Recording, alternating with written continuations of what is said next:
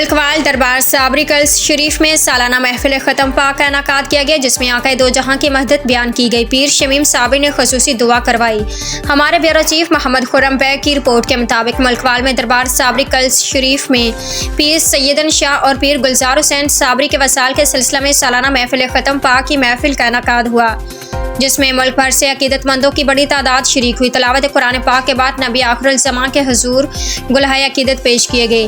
سجادہ نشین پیر شمیم صابری نے اس موقع پر خطاب میں کہا کہ بزرگان دین کی تبلیغ اور محنت کے سبب دین برحق ہم تک پہنچا۔ ایسی محافل اولیاء کرام کی انہی خدمات کا اعتراف ہے اور اجتماعی دعا سے اللہ کریم کی خوشنودی مقصود ہے۔ بعد ازاں انہوں نے امت مسلمہ کے اتحاد، پاکستان کی ترقی، اہل کشمیر اور اہل فلسطین کی آزادی کے لیے خصوصی دعا کروائی۔ آخر میں محفل سماع میں نامور قوالوں نے خوبصورت انداز میں قوالی پیش کی، جس نے حاضرین پر سحر طاری کر دیا۔ محمد خرم بیگ۔